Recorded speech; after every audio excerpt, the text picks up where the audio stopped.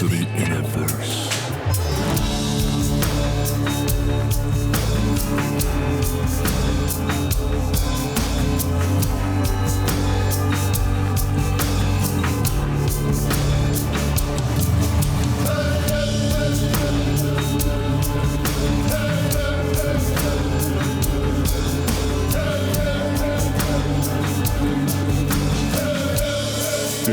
It's an illusion.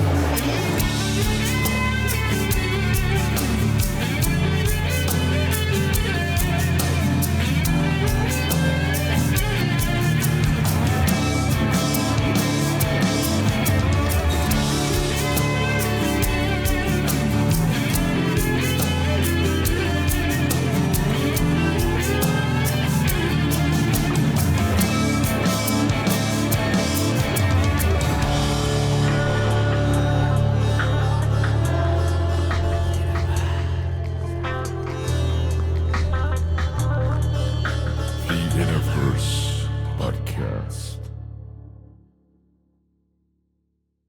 Welcome to the One Within, all to another episode of InnerVerse. I'm your host, Chance, and as the dust settles on this winter's first major snowstorm, at least where I live anyway, the frigid standstill of nature's life processes brings into sharp relief just how magical and mysterious that generative power and ordering principle of the cosmos truly is. In a society of reductive unreasoning that tries to crack open whatever it examines to find smaller and smaller constituent parts, even down to the fictional or hypothetical atomic particles, and somehow the yet smaller components that our vaunted experts have imagined, the words of my personal spirit guide and favorite wizard Gandalf come to mind. He that breaks a thing to find out what it is has left the path of wisdom. And despite all the myths of mankind's inexorable progress over the ages, the ancient sages were far more advanced and knew how to reduce a substance without ruining its properties. In alchemical crucibles and blacksmiths' forges, the investigations of nature and its material manifestations attempted to exalt, rather than extort, the virtues of every plant and mineral that they brought into their laboratory. These are the ideas swimming through my mind as we embark on a second round of enlightened banter with the great alchemical author, audiophile, and elemental tecton, Steve Young, a PhD physicist turned shamanic scholar and audio alchemist, known by his musical moniker, Hedflux. In our last chat with Steve back in September of 24, we embarked with him through the first half of his book, A Fool's Wisdom, disassembling the pseudo-scientific Tower of Babel and slaying the various boogeymen that reside on each level of fictional foundations, from the nihilistic atomists and heliocentric hexers, all the way up to the nuclear bomb-fearing numpties. In today's episode, we'll begin what may be a multi-show discussion on the second half of his excellent tome about the wondrous principles of alchemy and their fractal expression through all dimensions of scale in the creation, with an emphasis on the quintessential elements as a universal language of generative potential. And just depending on how deep we go through that unlimited treasure trove of truths, we've got a lot more avenues to explore beyond. So check the show notes for links to Steve's music, his book, his new YouTube channel, and all the ways you can support InnerVerse while getting extended and exclusive, very exciting content. And a big thanks to all the members who helped this podcast grow. I love y'all. So also, if you didn't catch Steve's last appearance, do yourself a favor. Go check that out once we finish this one. And with that, let's do it. Everyone welcome the headsman at the chopping block of a condemned and fake scientism, teacher of tones and seeker of the philosopher's stone, Steve Young, a.k.a. Hedflux. Thanks for coming back, man, and welcome to InnerVerse. Wow. Thank you, Chance. That was awesome. And I love that little quote from Gandalf that you dropped in there as well, about breaking a thing to try and find out what it is. I mean, doesn't that just define modern science? It's brilliant. Yeah, I don't even remember that quote from Gandalf. Is that in the movie? I think that's in the movie too, but it's my top favorite amongst many Gandalf quotes. I mean, there's a reason I claim him as my spirit guide. Good stuff. Well, thanks for having me back, and congratulations as well. You had a baby, I believe.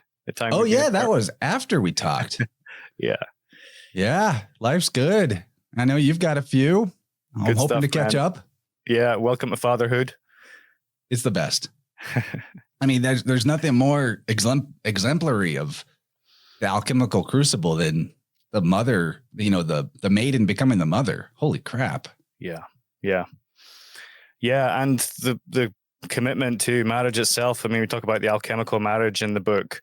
And I thought it was, when I first heard about it, I was thinking it's something kind of chemical related. The word marriage is just being used as a kind of like metaphor or whatever. But the more I looked into it, I realized, no, it's what marriage is.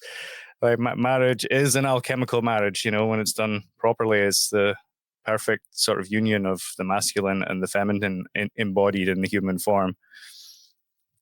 Yeah. Don't you think maybe the marital problems of modernity might stem from the fact that it's no longer really a union of opposites for a lot of people, that men are feminized and women are trying to be men, and you put that together and it's like null and void, or it can be. Yeah, it's become sort of hyper individualized. And I think atomism, I've talked about this, but atomism kind of leads to that in a way. And, when I was looking back to the ancient Greek origins of atomism, it does all go back to Epicureanism, and Democritus was called the laughing philosopher because he just liked to laugh all the time because laughing felt good, right? It was all about pleasure seeking and pursuit of happiness and the elimination of fear, which can sound good, it can sound good at first, but can also lead to, lack of moral duty, and sort of the rejection of sin, the idea that there's any sin or there's any consequences for actions. So, yeah, when you look at these early atomists, that's really where they were coming from. They wanted to reject sin, reject moral duty, reject God, reject spirit, and this atomic theory was really like their sort of attempt to, I guess, formalize those beliefs into a scientific worldview. Yeah, that's super interesting because it's not a take I've ever heard where anybody ever bothered to go at the actual original atomists. And I think there's probably some baby in that bathwater that's not needed to be thrown out. Like, pleasure as a principle in and of itself is not, in my opinion, wrong, but it's when it's at the extent of, or the expense of, duty and moral rectitude that, of course, things get ugly. Yeah. So, when you go back to like the ancient sources, because there was basically an atomic revival in the like 1700s, right? And when we're sort of in the end of that now, I would say. But they tell us that it was an ancient Greek idea. Now, there's like 4 figures that they attribute it to, and the founder, as it were, the father, the first ever person to like come up with the idea of atoms, is called Luciferus, and there's no surviving records of his writing. It's pretty sketchy. A big question as to whether or not he really even existed at all. But apparently his student was Democritus, who also has no surviving writings or any proof that he existed. But Democritus was called the laughing philosopher. And from Democritus, it goes to Epicurus, which is where we get Epicureanism, which is a whole philosophy based around hedonism and seeking pleasure and so on. And then finally, there was a Roman author, the name I've lost the name now, but there was a Roman author just before Christ, about 100 BC, 50 BC, maybe something like that, who then revived the Greek atomists. But the question is, if there's no surviving documents from those early Greeks, then did the Romans just make it up and write these Greek atomists into history? Got to be aware of things like that. But we do have lots of writings from Aristotle, and he was very much opposed to atomism, and he wrote extensively on the 4 elements and the ether. And this was actually the standard scientific paradigm worldwide for like 2,000 years, until the atomic revival of the 17th century. There's so much tomfoolery going on in that so-called Enlightenment era where and a little before the humanist movement in Italy, where so many of the texts from ancient authors that are just taken for granted as authentic and true are of extremely sketchy provenance, where the Pope was offering a bag of gold for anything old that was philosophical or religious in nature. And there's lots of forgery going on. We've Dylan and I have covered that in the past. But let's start the talk on alchemy from where you begin it in your book with the following statement. Unlike the theoretical jargon of academia, which deals in abstract models and postulated particles, a la atomism, alchemy deals with real sensory phenomena and practical creative knowledge, the kind of science you can apply at home in your own way for the benefit of your health, wealth, and that of your family and community. Can you expand on this? Yeah, sure. So I say, when I came at alchemy, like reading books on alchemy and stuff, now there's a lot of it which you don't understand. Just like reading the Bible, right? You understand some of it, but then there's other bits they just go over your head. And it was like that reading through the alchemy. I didn't understand all the symbolism, but what I could understand was the physical framework that they operate from, like the physics of alchemy, if you like. And I was able to discern from reading these books that they follow this belief in the elements and the ether, and that it's a very advanced and sophisticated understanding of these elements. And of course, none of it I was taught at school or at university at all. So it was very fresh when I came to it. It also just made sense because, well, fire makes sense, right? Water makes sense. Earth makes sense. They're all sensible elements, and they are we can sense them, we can measure them, we can build with them and work with them. So again, coming from the theoretical background, this just struck me as being sort of eminently practical, but also having like a beautiful theoretical framework as well, which we see in like the Tetractys and things like this.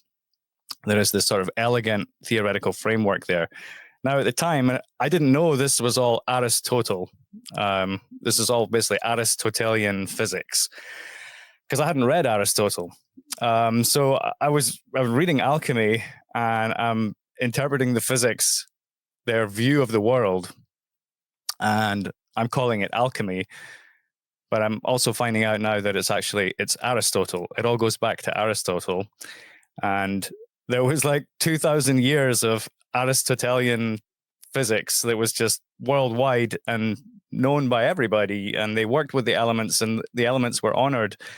And this is why we have blacksmiths and all this wonderful ancient monuments and everything.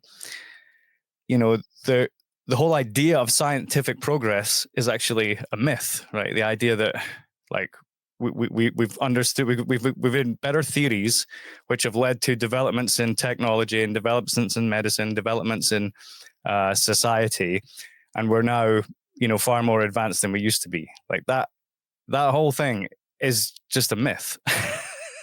And we've had advancements in technology, but the advancements in technology are not due to advancements in theoretical science. They're actually due to engineering excellence and doing things over and over again, and building machines to doing things, and better machines and so on, right?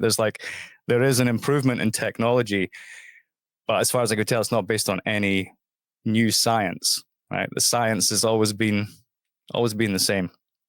So to come back to your question, so the more I started looking at this alchemical view, fire, earth, air, and water, and this transmutation and how to mix and transform things, it just started to help me understand everything.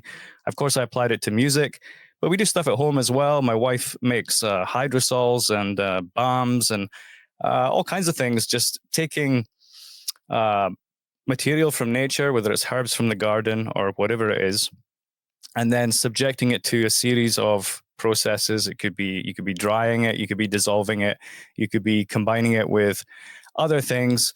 You can be fermenting. I mean, there's lots of there's 7 different processes, right, in alchemy, and you can do them all. You can do just a few of them, but either way, you're taking something from nature and you're making it more potent, making it better, stronger, or transmuting it into a new form that is beneficial in some ways. So I just find it very empowering from a guy who was mainly a very theoretical guy. You know, it was all theory that I'd done, maths and everything, and I couldn't really find a way to apply it other than through music.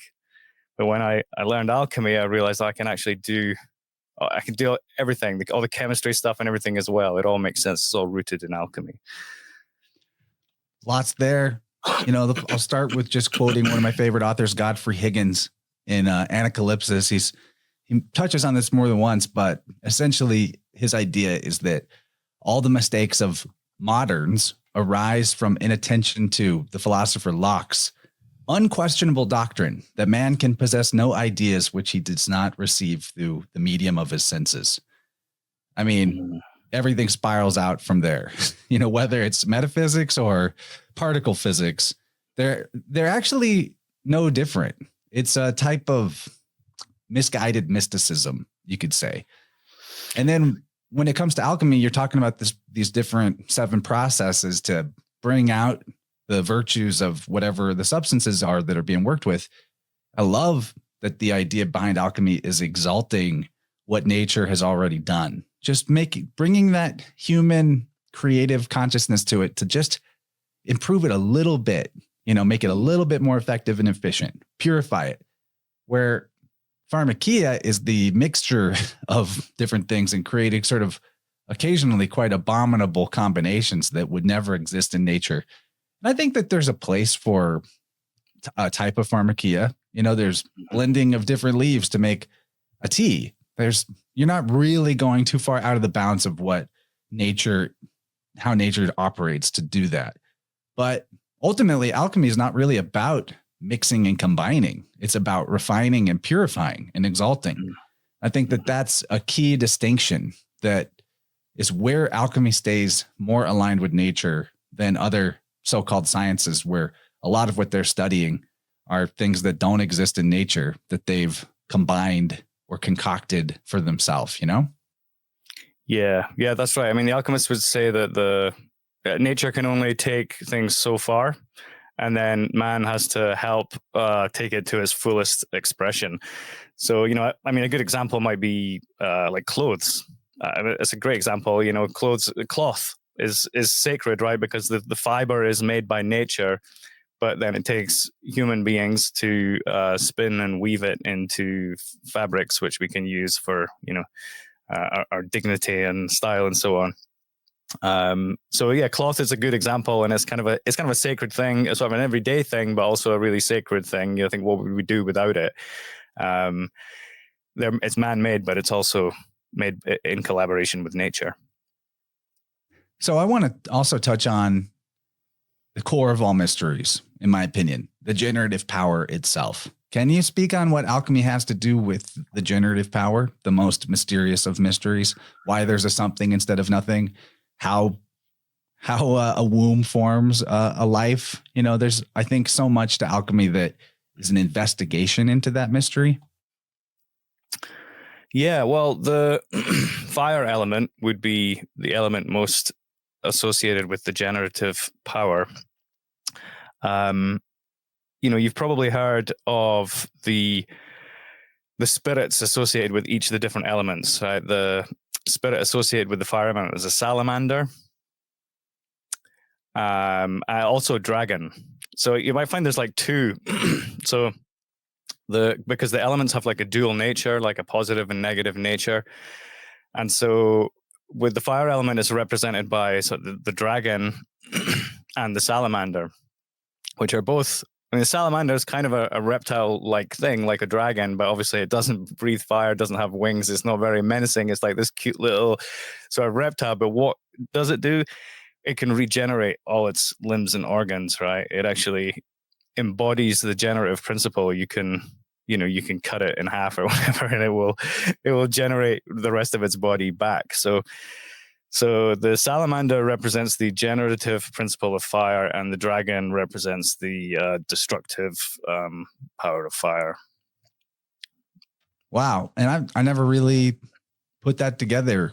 The salamander and its regeneration being why that symbol was chosen to represent, or that animal represents the fire element. That's super cool. Yeah, I mean, well, that's the only thing I could find, because it is strange at first. You're like salamander. What's what does a salamander have to do with fire? But yeah, it's unique in its ability to regenerate any of its like limbs or organs. So it's yeah, sort of embodies that the generative principle.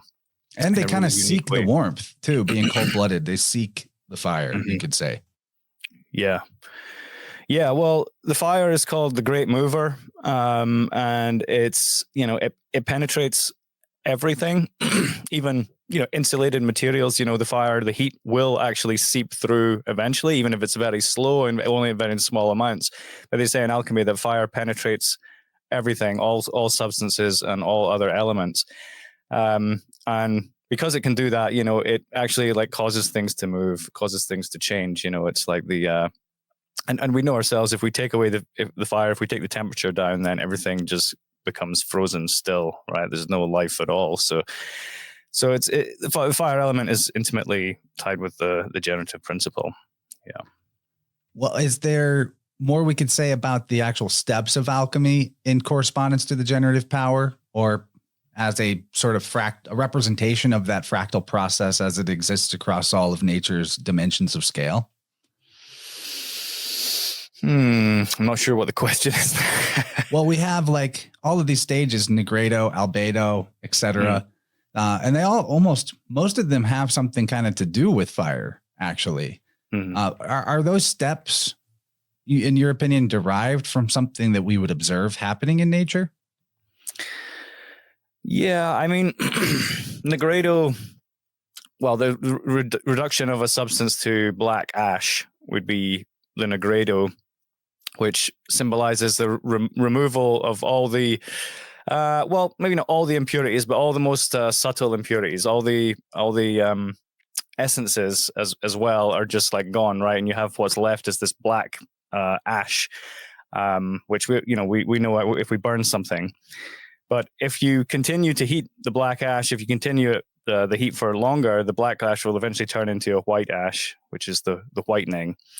And in alchemy, yeah, those represent mental processes or psychological processes. So the Negredo could be like a really challenging time in life, like the dark night of the soul, when you're just being like criticized and challenged, and there's a lot of like fire coming your way, a lot of heat coming your way, a lot of hate coming your way, for example. Whereas hate. Never thought yeah, about heat and that. hate. Yeah, Your accent helps with that recognition. Yeah, hate is a type of fire, and like all fire. I mean, it is purifying. It does cause you to maybe let go of things you needed to let go of, or look at yourself, see yourself in a clearer way. But yeah, it's all fire. I mean, everything that comes through our screen is fire. Everything, the LEDs, like the electricity going into the computers, like it's all fire, and we are sort of masters of fire as human beings. I'm going to bring up this graphic so we can start talking about all the elements in context with each other. Let me just make it big. There we go. Should have had this ready. Okay. So I grabbed this out of your book. I thought this was really helpful to comprehend the qualities and traits of the elements here. Can we touch on, this as a way to help us understand too the difference between actual elements versus the periodic table of elements?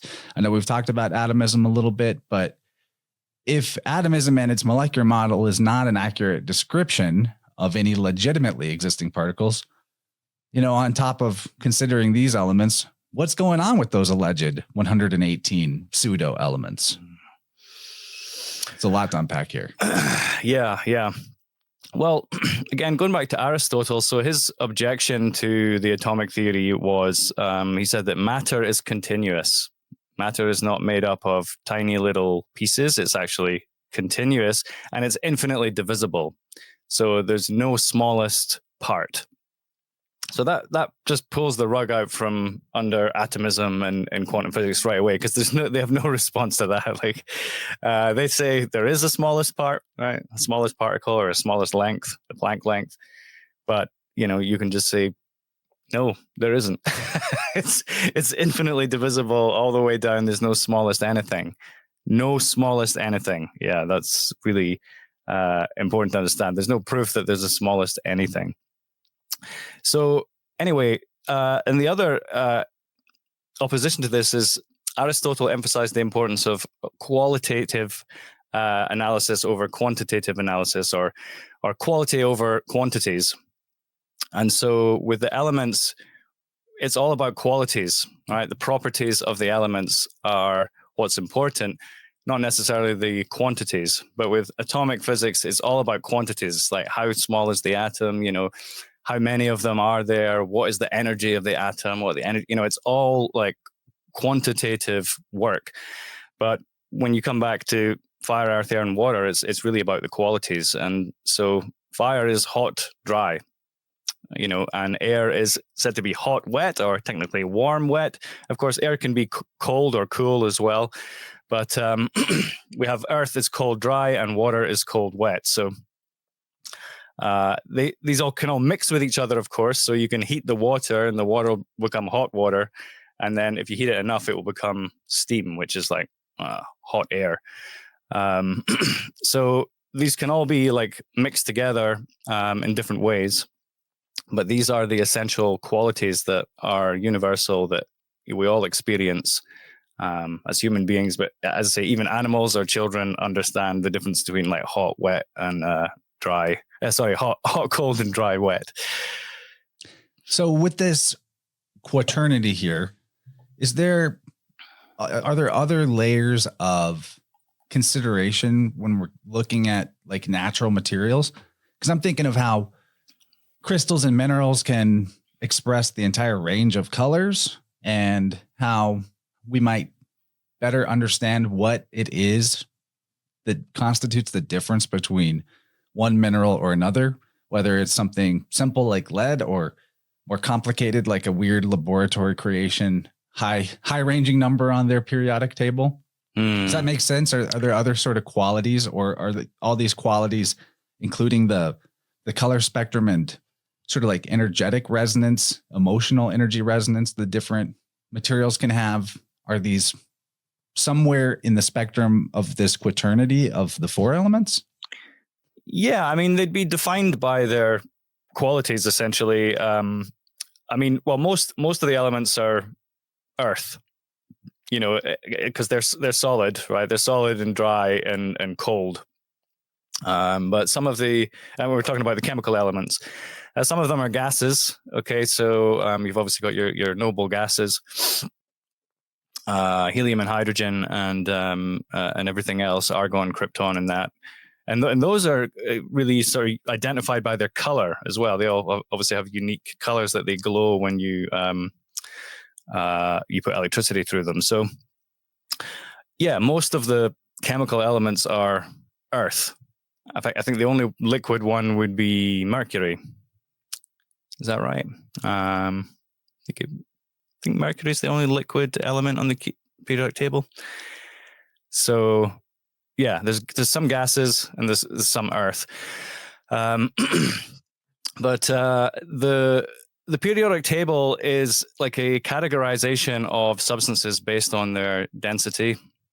They say it's the atomic weight or the atomic mass, but if the atomic mass is a non-observable quantity, it's like calculated from the density, which is the observable quantity. So it's effectively a table based on density. And they've defined the elements as purified substances. Now, the original definition of elements is not a purified substance. Like water generally is not a purified substance. Air and earth, they all have impurities in them. They can be purified by fire, but they're not inherently pure. They in the form that they come in nature, they're usually impure. So they're readily available natural resources, but they're not pure. Generally, not pure. Whereas the purified chemical elements, these are all created through transmutation of the elements. So a good example is hydrogen and oxygen. So hydrogen and oxygen are considered chemical elements, but they're not considered fundamental elements of alchemy. Now, in an atomic view, they will tell you that water is made from hydrogen and oxygen. But in reality, hydrogen and oxygen are produced from water.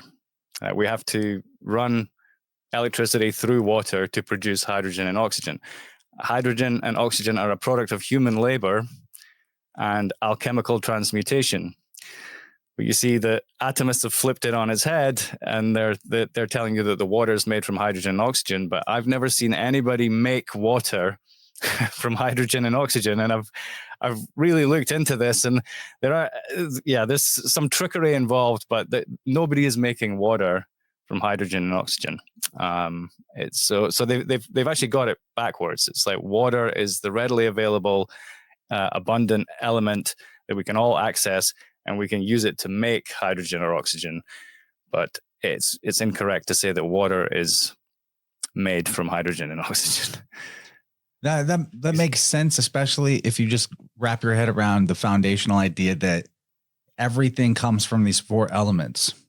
You know, we've been trained to think of it backwards, like fire comes from chemical combustion, but really, you know, fire is more original. We're just sort of we're bringing something out of the chemicals that is intrinsic to their nature, rather than creating the fire out of them. Does that make sense? It's like these elements are the generative components.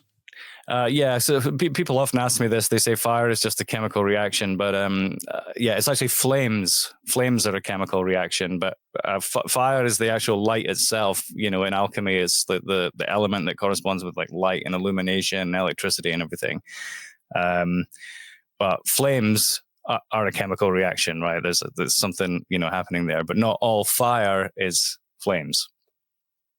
So back to the water, you mentioned in your book, you don't think water can be created. You just touched on that. Mm-hmm. Does that mean you think there's a fixed amount of water in this terrarium Earth?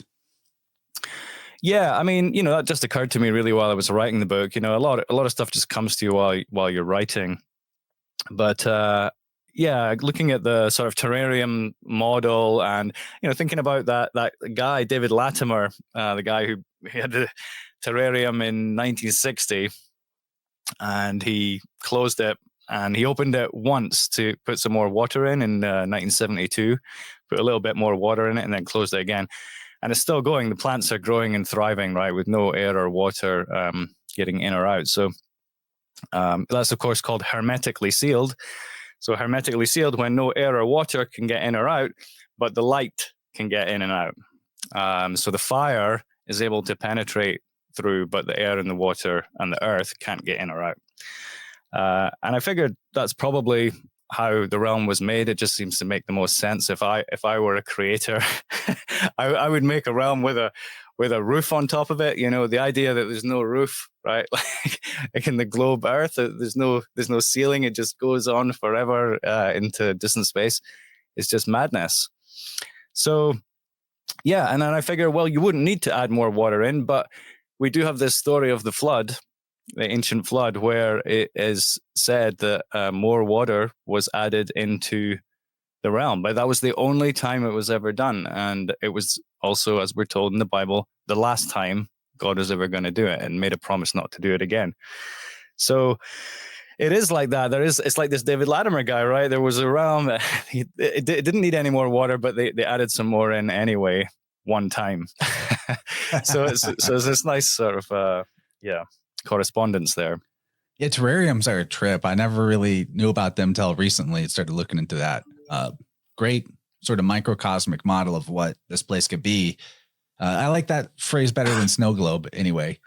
Snow globe, yeah. But there's something that kind of really piques my interest. I have this device called an aquacure. It derives hydrogen out of water through electrolysis. Then you can inhale the hydrogen or bubble it into the water and drink the hydrogenated water. It's a potent nutrient, being so sort of simple and combustible as it is. And one thing about this device, and I've witnessed it myself, is that it generates over long-term use this sort of sludge. And the creator, George Wiseman, told me that he's had that sludge that kind of starts to gunk up the inside of the machine tested, and that in terms of its chemical components, it's the same as the components of the stainless steel plates that are used for the electrolysis process. Mm-hmm. But the plates never lose any weight, so it's not coming out of the plates. And as far as he can figure, it almost seems like the sludge is being generated ex nihilo. And he also thinks that new water is getting made by the electrolysis process. He may or may not be right of those assumptions, but when I've heard that and pondered on that, I've wondered about the ideas of the flood and the deluge event, and also mud floods, and the possibility that as a living organism, the earth itself might grow in some capacity. And electrolysis is kind of like a recharge, energetically. And so I've always likened it, if it's possible that some kind of large scale electrolysis event possibly leads to mud floods and growing earth and new water or deluges happening, that it's like metaphorically it's God plugging in the construct to recharge it, but all of that could just be way off base. And I wanted to know what that makes you think of, or if I'm barking up the wrong tree with these thoughts. Well, I had there was a guy, forgive me, I can't remember his name, but he was promoting this idea of primary water. He'd found these like sources of primary water throughout the world, and he was an expert in finding them. And he said these are areas where hydrogen gas and oxygen gas under the ground is like coming together under huge pressure and forming brand new water, which then shoots up and comes out the ground, and it's the best water you can get, whatever. And so it occurred to me that if new water was being created anywhere in the realm, then there would be a constant rising of the water levels in the ocean. Right? Because that doesn't happen. Yeah, it clearly doesn't happen.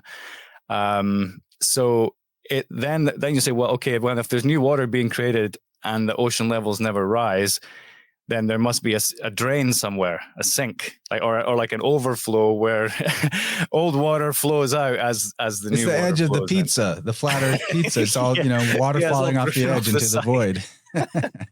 Yeah. And so anyway, I didn't think either of those scenarios were likely. I thought the most likely scenario was there's just a fixed amount of water in the realm. And that as well, because water is incompressible as well. It has no give at all. You can't compress it. You can't squeeze it by any amount. It's literally incompressible. So that's interesting. I never thought about that. Yeah. So there's just no way you could be adding more of it into the world without seeing a rise in the sea levels. In my view, in my opinion.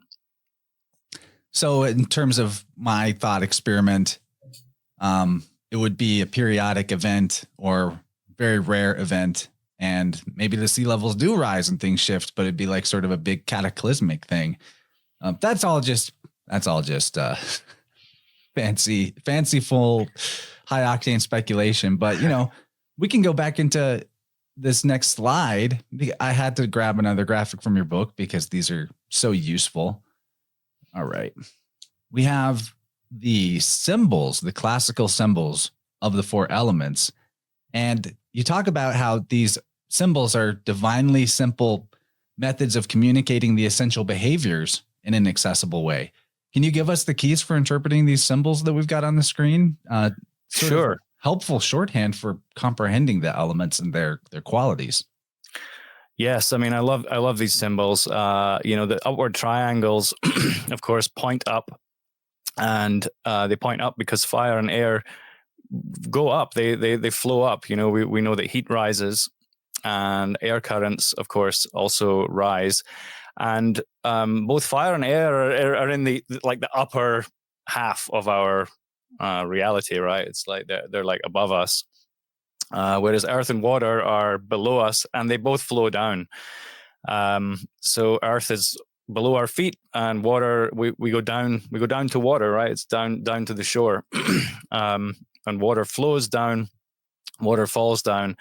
Water and earth have gravity, right? If you want to use those terms, but fire and air defy gravity by going the other way. So there's also a gendered aspect to this as well. So the upward pointing triangle is symbolic of the phallus, because fire and air are masculine elements because they correspond with the sky, father sky, and the earth and water triangles are downward pointing, corresponding with the womb, as they are the components of Mother Earth. So they're The also phallus and the chalice. Yes, yeah. And also three-pointed shapes, triangles, because there are three principles at the heart of this as well. So even though there's four elements, there's a threeness to each of the elements, which is why they're depicted as triangles. And then these other symbols, I actually just found online, just like clip art. I don't know who made them, but they're really nice as well, really divinely simple. So we see these kind of upward sine waves like S's, which look like, steam coming off of like a hot pie or something like that. And then for the air, we see these like strata, because air have these like different bands of different densities and so on. And then earth, of course, looks like a mountain range, which would be earthy. And the water, of course, looks like water waves, and is, just like the fire waves, but on the other side, right? Because fire goes up and down, water is, side to side. It's a horizontal plane. So there's lots of nice,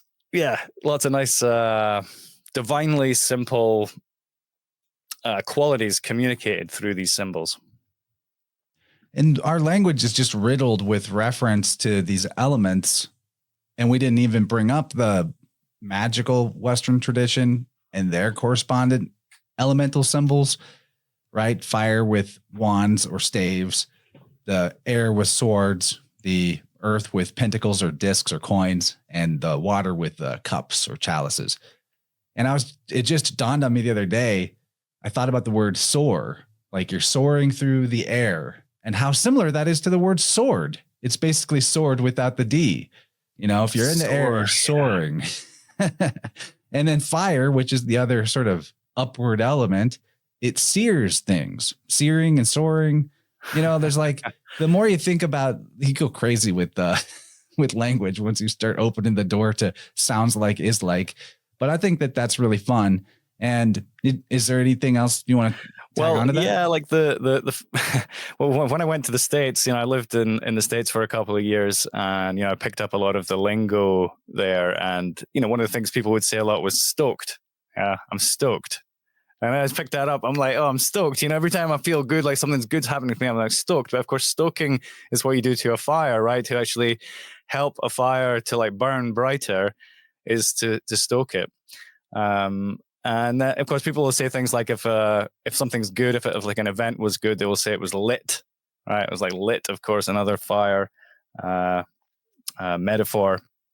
There is loads. There's more that will come to me as well. But yeah, I started finding there is, or like buzzing, like you say like something's buzzing or something is a buzzkill. Buzzkill is really to like put out a fire, because a buzz is like a vibration. It's like you're getting something going, like, there's something buzzing, and then buzzkill will put it out. There's a lot of ways that that's in our language for sure. And there's secret, like the Hulk, always being angry. I'm always stoked. That's my secret. Yeah. Okay. So on the subject of the earth element, I thought it was interesting how you list the quality, along with memory being associated with water, which I think we've talked about at length with researchers like Veda Austin. And I'm happy for you to comment on that too. But I never thought to consider the concept of fractality itself to be an aspect of the earth element, structure. Can you talk about that stuff? Yeah, sure. So, the earth element, the fractal nature of earth was what inspired the whole Mandelbrot fractal. I think it's on Netflix actually. There's a short documentary about the Mandelbrot fractal and how he came up with the equation. And he was studying roughness. And he called it like the property of roughness, right? Because everything in math is like idealistically smooth. It's like perfect, platonic solids, perfect spheres, all this kind of thing. And he was obsessed with the idea of roughness. But actually, roughness is uniquely a quality of the earth element. Right? There's no roughness in water. There's no roughness in air. There's no roughness in fire. It's uniquely earth. And so by looking at earth, looking at rocks, he noticed that they look the same at all different scales of reality. And so one example might be if you look at a rocky mountain, and then if you take like a small rock from the beach and look at it under a microscope, it can look exactly the same as a distant mountain, or the same like a pile of earth in your hand. There's no scale to it. A small bit of dirt looks the same as a big bit of dirt. A small rock looks the same as a big rock. And that's true all the way down. And that fits with what Aristotle's saying about matter being continuous and having no smallest pieces, but actually just being divisible all the way down. And so that's what fractal means. It means that its general appearance is independent of scale. And it seems like a defining characteristic of the material world. Yeah. But I also think that that's such an important concept in alchemy with the idea of as above, so below. But is there a difference between as below, as above, so below, as within, so without? Is there a difference between that and the idea of fractality, or a distinction, nuance there? Yeah, it is kind of like that. Yeah, fractality. Yeah, so as above, so below. You go to a smaller scale, and it looks similar to how it did at the bigger scale. Maybe not identical, but similar. There's correspondence. Yeah, I mean that's actually it's like as above, so below, all the way down. Yeah, as within, so without, or it's actually something like from the inward doth the outward roll. And that's actually a distinction that is not usually brought up, but to me, that's super important because it implies a directionality to it. Mm-hmm. Is there any directionality to the above and below? I'm not sure. That's almost like a mirror, but the inward to the outward, there's clearly a directionality indicated by the maxim, which is important because otherwise it's left up to the individual, and people still can decide for themselves, but whether or not, life is happening to them or they're happening to life. But I think it's one of the most important things about your alchemical process, mentally or spiritually, is to get that order correct. Yeah, well, it really does start within, though, doesn't it? I mean, even though we're sort of inside something bigger. I mean, I would say it was a vortex within a vortex, right? We have a vortex in us, but we're obviously inside of a much larger vortex as well. But perhaps because there are these, we're all connected to the same vortex that it does flow from the in into the out. And I mean, I certainly live my life by that way, from the inside to the out. Yeah. Although I'm not saying that the external world doesn't exist or that I'm generating it, though. I do believe in the elements, actually. People have asked me about this. Do I think it's a simulation or a hallucination? Is everything like not real or just in the brain or whatever? But no, I actually think the elements are objectively real. I think fire, earth, air, and water are there and it will still be here even after I disappear. I think that's the environment that we're in, Totally. And that's the belief of the ancients as well. And in fact, the word materialism, before it got the modern connotation of like, there's nothing but matter, which is silly. Like everything, their scientific principles are sort of bastardized ripoffs of ancient mystery school concepts. But materialism actually meant that the belief or the assertion that matter itself is eternal, that matter has always existed, that doesn't have a temporal aspect to it. The material of the universe just always was, always will be. And then the mind, or the nous, or the great soul of the world, the architect of the cosmos, demiurgos, what have you, not in a negative sense, was the ordering consciousness that turns the matter from a chaotic, disorganized state into an orderly world that we see today. But because of the eternality of matter being a divine attribute, eternality is a divine attribute, then matter itself was thought to have a divinity to it. And that's where we get sort of this idea of the androgyne god, that the earth itself is the Adam Kadmon, or the body of the goddess or the god. And the mind is what shapes and generates things out of that earth, not just the earth, but the earth and all of the constituent elements that exist upon the realm. Yeah. So one of the things Aristotle talked about, and this was a fairly new term to me recently, is hylomorphism. In other words, he said that this was a hylo meaning matter and morpha meaning form. He's saying that all things are made from matter and form. So that there's a substance, and then the substance is given form. And he would say that was that's what everything is composed of, not atoms and molecules. You see, we've gone from that kind of qualitative view of matter and form to this quantitative view of everything's made from a certain number of atoms, a certain number of electrons, and all this kind of thing. It's just gone full mathematical overload, I think, with the science of formalism, they would call it, just like loads and loads of equations and analysis and counting this and calculating that, and it's just gone absolutely wild. But when you just come back to like the properties of the elements, there's something just very grounding. It just speaks to you in a way that you can understand and use. I love it. And I just can't imagine being one of those people that actually argues on the side of their consciousness being an illusion and not existing. Like the Sam Harris's or whatever. What does that feel like? Can you really possibly believe what you're saying? Is it just sort of like poisoning the well? I don't know. But I think this question will kind of spiral. But I wanted to get it into the first half. And we have maybe more things to say about the elements in the second half. But where does someone start with gaining alchemical knowledge and making it something more than just philosophical theory? Is that something you can speak on? Well, I mean, I always just say, come back to, understanding the elements, how they work in your own life and in your own body. Again, the human body is, that's where we're at, right? It's the center of our existence. The human body is an incredibly complicated thing to understand if you're looking at it in terms of atoms. In fact, even incredibly complicated to understand if you're thinking of it in terms of cells, like cellular biology. But when you actually think of it in terms of fire, earth, air, and water, it becomes a lot more simple to understand.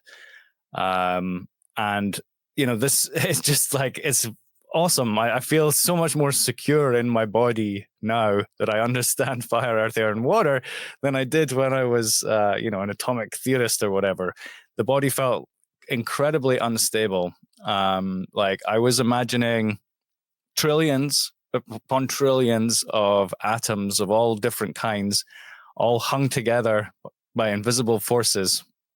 And that is my body. If something goes wrong, like if you have a pain somewhere, you're like, what is, what's going on? Have I lost some atoms? Have some of the atoms fallen apart, or did the molecules break? How am I going to fix the molecules? It's just a problem that is just impossible. Oh no, I must be low on pharmaceutical chemicals. Yeah. It's just crazy to think of yourself as consisting of atoms. You can't fix anything. But then when you break it down to fire, earth, air, and water, things are quite simple. Like inflammation is fire. Inflammation is like excess of heat or friction, or something like that. And the body is the fire element, basically. So you would combat that with the water element, something cooling or moistening. And things, a lot of the problems with the body are just due to impure waters, right? It's just like you've just been, your waters have gotten impure and they need to be purified, right? So yeah, it makes disease and everything a lot more easy to grasp when you're not thinking about it in terms of atoms, molecules, and cells and all this kind of stuff, but just the elements. It's true. And it's, I think, kind of requires your own pondering and epiphanies. But if you have this framework and you apply it wherever possible to what you feel is out of balance for yourself. Like say you're feeling really unstable, shaky, like, like, oh, well, you might call that state being ungrounded, and you might go lay down on the earth or hug a tree and touch the ground physically and find that rectifies the instability feeling. Yeah. And if you can just take that to whatever extent you feel like out of whack and think about it from an elemental sense and just try to apply the opposite, as you say precisely in the book, healing happens when you stop taking the action that's causing the pain and balance it out with the opposing qualities. Yeah. We should view symptoms as signs or messengers that are communicating to us where we need to adjust our lifestyle. And I think that's the life-changing aspect here. Signs, right? So you got SIGN, but also SINE, which is sign, the mathematical sign function, which is sin, is like religious sin, right? And it's like, it's the same thing. It's like when we sin, there's a straight and narrow path, which would be like the x-axis. So when we sin, we deviate from the path. And it's like we would come to a certain, we might come to a certain limit where we can only go so far, and then we have to turn back, and then we sort of have to then pay the price for our sins, whether that involves like getting sick or whatever, like swinging back the other way. But so it's the same with healing in medicine. It's like if we've sinned, if you like, by doing something that's causing us to gain lots of inflammation, we then stop taking the action, so it will naturally start going the other way. But there will be a process of going the other way and coming back again, right? You're gonna have to go through a whole process to undo the sin, and so medicine is medicine, right? Which medi means to bring something to the center. So it's like the sin is wiggling away from the center, right? And the medicine is to like mediate the sin and like bring it back to the center. And that should be what medicine does. It's essentially, right? You've taken some action. It's now made you ill, and the medicine should bring you back to center again. That's what you want from it, Yeah, I got out of balance pretty severely for a while with like caffeine and coffee consumption, and it becomes taxing on your adrenals, and it's sort of, you get into this mindset where you're like, well, I need more of it because I'm feeling exhausted. So, and the thing you're afraid of is feeling like too tired or not sharp or alert enough. But my chiropractor was like, you need to drink chamomile. Whenever you're in that state in the afternoon and you're thinking you're not focused or sharp or alert enough to do what you need to do, don't grab coffee, grab chamomile. The thing that you're afraid of is actually the cure to your condition, and like that ended up being absolutely correct. I needed to balance out the extreme with the opposite quality, something calming and relaxing. And that totally did the trick. I mean, I'm still sort of going through a healing process to damage I did with that, but the calming and relaxing herbs and plants are my greatest healers through that. So it's a great example, a little confession. Yeah, no, fair enough. I gave up coffee last year as well, probably about 6 months ago. I haven't gave it up, but I've given it up after 12 p.m. Yeah, well, that's good as well. Yeah, and I mean, half coffee now. I just gave it up because I felt like it was giving me anxiety, and yeah, I might be drinking like 4 cups a day or something. And yeah, I was just getting like chest, just like issues in my chest and stuff where there would just be like this tightness and stuff. Anyway, I gave it up. I don't really miss it anymore, to be honest. I mean, I had like 35 years drinking every day or something. It was plenty, it was enough. Yeah, that's always the thing you can ask yourself with something like that's maybe an addictive consumption, and just like, when is it? When have I had enough sodas for a lifetime? Like I remember asking myself that years back when I quit drinking soda, like, have I had enough? Like when I tally it all at the end, was that enough soda? I think so. But I wanted to, as we're wrapping up the first hour, I just really wanted to touch on what you had said a little while back regarding how adrift you felt in the world of atomism, especially with somebody that had the education background. As they say, especially with complicated subjects, the more you know that you don't know. And that's certainly true with things that are built on erroneous foundations and spiraling into absolute chaos of pseudo knowledge systems. And I think of the elements and their quaternity and that relationship to the symbol of the cross, and how the symbol of the cross is also mirrored, and in some usages, like in the Greek Orthodox Church, is mirrored by the symbol of the anchor. And they'll even depict Jesus on an anchor rather than on the traditional crucifix. And it's true, because this notion of the elements being your foundational principle, how you see the lens through which you see the world, it really does anchor you. It gives you something stable. There's a real stability. I mean, that's what the number 4 kind of represents, is stability. And I just appreciate that we were able to go through these subjects in the first hour and what we'll talk about in the second hour. And hopefully we've helped somebody out there find an anchor in the chaos of modernity. Yeah, that's great. Yeah, number 4 is the number of stability. That's right. And those 4 elements just have you'll find you can explain everything with them. There's nothing you can't explain. Yeah, and when you try to explain things in complex theoretical terms, it might seem like it's very fuzzy, and you're kind of reaching a bit to like use other people's terminology to explain things. But once you understand the elements, you don't have to use anybody else's terminology. You can just explain things in terms of everyday like words that everybody knows, right? Because everything in creation has a name. The theoretical stuff is all has to be given a new name. It's like a synthetic language. Quantum physics and atomism is like a synthetic language. It's names for things that don't exist, or that are just quantities and not actual qualities.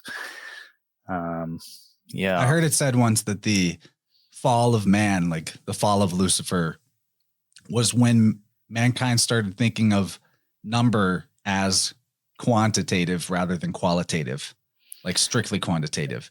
And that sort of applies to, across the board, just making quantity over quality across the board. I think there's really something to that. Yeah, I mean, with like Descartes and all this like scientific revolution, enlightenment period, that is one of the major like flips that happened in the consciousness, was they decided qualities are not real any longer. It's quantities that are real. So, when you see something red, you're not actually seeing something red, right? Like the redness isn't real. It's an illusion created in your brain from the quantity of frequency going into your eye. Yeah, so they flipped it around. Qualities are not real, quantities are real, and then that's the rest is history, right? Yeah, and just wrap that up. It's obviously an inversion, because quantity is relative and subjective. You've got 5 apples in front of you, but that doesn't mean that the number 5 actually exists outside of an abstract, or that there aren't infinite more apples elsewhere. There's not actually only 5. You know what I mean? Like a quantity thing, it's useful for commerce. Yeah. And that bridges into a whole other subject, but how all of this inversion is related to the commercialization of mankind. But we'll cut it off here. I want to give you a chance to give closing thoughts to the free hour, let people know where they can find you, what's new with you, what they can, expect on the horizon, all the plugs. We've got so much going on. Oh, thank you. Well, I'm off to a good start this year. I've got a bunch of presentations coming up, so I'm working on a lot of new keynote material at the moment. I'm going to have like a sort of master slide deck of about 150 slides, covering not only stuff that's in the book, but lots of new research that I've done in recent months. And I'm going to be presenting those at some private events over the next few weeks, but then I'm going to put it together into a video, which I will make available through my website and stuff. So my website is stephenyoung.uk, and you can find all my links on there. And the music? The music, yeah. Well, last year I had a little bit of a break from the music. Obviously, I wrote a book instead of my usual music making schedule. I do have some music I'm going to release this year. It's already finished. I've been sitting on it for a while. Some new remixes with vocals and stuff. So really good stuff. I'm going to put out soon, I promise. And they find that at Hedflux, HEDFL UX. Yeah, hedflux.com. Yeah. On Spotify, on all the stuff. Go get it. Listen to it. Enjoy it. All right, Steve. Well, we'll see you on the other side. It's been an excellent first half. Looking forward to picking up where we left off. Likewise. Now, that is what I'm talking about. This is a home run quality episode. Couldn't have done it without, of course, the great and exalted Stephen Young, PhD, aka Hedflux. I love talking to that guy. It doesn't hurt to know that he's been an InnerVerse listener in and out for a while too. So I feel like we got the best audience, and probably there's dozens, if not, who knows, 100 or more of you out there that aren't content creators, but that do tune in, who I could have as good or better conversation with. So that just really speaks to the quality of our entire vibe here. Like I said, it's you as much as it is this channel, but I do my best. If you guys enjoyed this first hour talking to Steve about the elements, you got to get into the esoteric end with the episode extension, where we talked about, well, we actually spent quite a while decoding one of the many enigmatic alchemical drawings that they have out there from the Middle Ages. And you can look this one up. It's called The Medicine to Cure Fantasy and Purging Folly with Drugs. It's as good as it sounds. There was a lot to mine out of that particular image. They say an image is worth 1,000 words. Well, an alchemical image is worth all the words, millions of words. And we discussed the mystical potency of sage, the plant, drugs as purified salts, and salts as qualities of the soul. We made an attempt to penetrate the esoteric defenses of alchemical writing, or at least have some understanding of how to get around those defenses. The 3 levels of the great work were discussed: the physical, theoretical, and philosophical, such as philosophical Mercury or a philosophical month, part of the esoteric defenses of alchemical writing. We discussed alchemical immortality and the subjugating of time. This all fell into the qualitative versus quantitative thread or pattern in the conversation that came through with the elemental discussion. We talked about the qualities, the strange qualities of mercury and esoteric metallurgy. Why does mercury dissolve all metals except iron? And then we rounded it all out with a great little weave on alchemical antiquitech, some of the ways that our forebearers who constructed these many great works of architecture might have been using alchemical principles and the elemental knowledge to illuminate, to electrify, to do things that we can't even quite see the traces of because we don't have the lens to look for it. And by we, I mean society at large. Obviously, we are seeing traces of it, people like Steve. So excellent conversation. You know what to do. Get into the second hour by becoming a member on Patreon or Rockfin. As always, Patreon's going to be the best bet. It's the cheapest bet. It's the one that I get the best cut from. And it's the one that has my content going back to the beginning of forever. You know, Rockfin's cool, though, if you want to get the whole network of creators and their premium content, go for it. Not going to hurt my feelings which one you choose.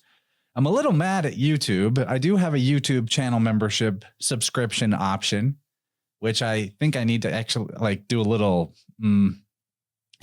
self-censorship in this episode in the second hour, if this one's even going to go on YouTube for the YouTube members. Sorry, y'all. But my previous episode with the ghost Dr. Chris got me a 2-week ban, and it was in the members only section and wasn't even in the public.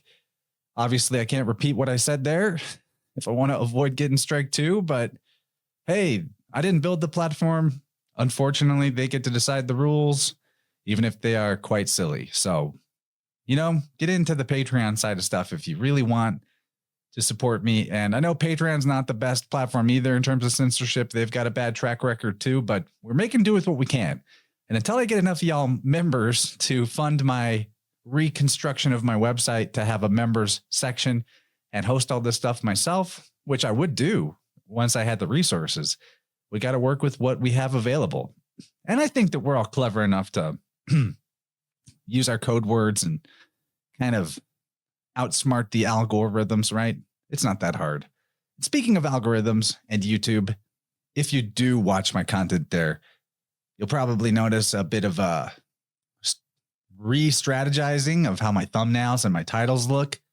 I'm kind of just at this point tired of this incredible timeless content filled with the wisdom of the ages, not really getting noticed by many people. So I'm going to do my best to get myself in alignment with best practices for optimizing the way that my content interacts with the algorithm and attracts people. Now, it's ironic that I would talk about that in an episode where quality over quantity was so heavily emphasized, but hey, I'm a bothist. Why can't we have quality and quantity? I'd like to get the entire quantity of quality people that would like this stuff to be on it. So, you know what? At the end of the day, the best way for this podcast to grow is for you listening to share it with even just one person who you know would resonate with the message, with the knowledge, with the vibe. I think the vibe and the energy is the most important part. Otherwise, you know what? Things are great as they are, but I want to keep myself on a growth trajectory. And so there is some new strategy around that. And I don't even know why I need to announce it, but it's what's on my mind currently. Now, there's so much with Steve that we didn't talk about from the notes I have out of his book. And in fact, most of our conversation was derived from one chapter of that book. So go get that book. You'll really like it. How can you not? If you didn't listen to the first time with Steve, go back and listen to that too. We just completely demolished the Tower of Babel of scientism. Some points from the book that I thought were worth bringing up is the word alchemy and the etymology that he dissects out of it with al and kimia, the Arabic word for to pour or to fuse or to cast, as in metallurgy, smelting and alloying of metals. It's where we get the term chemistry, chemia. Now, I'd always heard alchemy given its word origin to Kemet, the name for Egypt, referring to black, like the black god. And I think that there can be dual etymological origins for a word. That's what synchromysticism is all about. But in terms of this idea of Al being God and fusing with Kamiya, that makes a lot of sense because it's basically the same meaning as the word yoga out of India. It's like yoking yourself to God. Yoke, you see the GK swap there. So that worked really well. I liked that piece of knowledge. Was surprised I hadn't come across it yet. But alchemy hasn't been my primary realm of study yet. I'm definitely branching more into it and looking forward to doing more conversations with Steve as I do branch further into alchemy. Especially appreciate this one, though, because it really demonstrates what a fantastic framework of universal correspondences the elements really are. We could go on and on about that. He points out in the book how the five senses correlate to the quintessential elements. You have sight for fire or light. Light and fire are the same thing. Smell for air, taste for water, touch for earth, and hearing for spirit or ether, which I think is pretty cool because that's like, sound is the first thing in most cosmologies. So of course that would correlate to ether or spirit. Our spirit has a sound. It's like music. That's pretty beautiful. I also liked how he demonstrated with a neat little chart in the elements chapter that all the ways in which we generate power are connected to one of the four physical elements. So you have solar cells, solar power, thermal plants, etc. Those are fire. You got windmills, gas combustion, atmospheric electricity, storm power. Those are all air. With water, you have, tides and currents and how those power turbines, and steam power could be water. With earth, you have all the combustibles that are physical, like physical fuels, coal, wood, oil, geothermal, magnets, magnetic energy, heat pumps. There's some overlap with this, but you see how you really can't get away from these four elements when you're talking about power. And it does make sense that they're the power of our cosmos. They power it all. They're the foundations of it all. I really liked the part in the plus extension too about the salt representing qualities of the soul. And that all came out of us discussing that image, the medicine to cure fantasy and purging folly with drugs. And I've heard it said that the human body is the ultimate alchemical laboratory. So maybe enlightenment is really about getting the proper mixture of salts in your soul, like all of the aspects of soul in the proper mixture of your own inner self essence is what leads you to the completion of enlightenment. Although that's not really, described as completion. It's more of a continuing process, but you get it. I think that there's a there. And maybe that understanding of salts and soul qualities, and salts as the active ingredient of any medicine or drug, maybe that helps us start to comprehend why the physical work in the laboratory was always a mirror to the spiritual development of the being, and that the alchemists would describe the laboratory work, but be talking about the spiritual work, and they kind of go hand in hand. I don't know. I can't tell you the answer if you need to get a lab and start doing decoctions and what's it? Let me read this quote. This is from Paracelsus. First of all, then there must be learnt digestions, distillations, sublimations, reverberations, extractions, solutions, coagulations, fermentations, fixations, and every instrument which is requisite for this work must be mastered by experience, such as glass vessels, cucurbites, circulators, vessels of Hermes, earthen vessels, baths, blast furnaces, reverberatories, and instruments of the like, also marble, coal, and tongs. Thus, at length, you will be able to profit in alchemy and medicine. Wow, sounds like a lot of work. Did he mean that literally? I don't know. Some people will tell you, yes, you do need the lab to really get the most out of alchemy, to really fuse with God. I don't know, but if I had the space for it, maybe I'd set up a lab someday. That'd be fun. Let me know if it works for you. If you've got an alchemical laboratory. The only person I ever knew that did was really just making high potency marijuana extractions and calling it alchemy. So I'd like to know if there's more to it than that. But this was a blast. Loved Steve. Loved everything about how deep we were able to go into the element conversation. Hope you guys enjoyed it as well. Hope you guys go find his YouTube channel or buy his book or both, or at the very least, because it's free, listen to Hedflux on Spotify or wherever you might pick it up. It's so good. It's my style of music that I prefer too, like really heady, complex electronic music. So I'm into it. With that, I guess I should remind you, there's a lot of ways you can support InnerVerse besides becoming a Plus member on Patreon and the other platforms. Go to the show notes for links to that. Clive DeCarl, Tippecanoe Herbs, both of those are places where you can use my code or my link to get some good supplements for your bodily alchemical laboratory, right?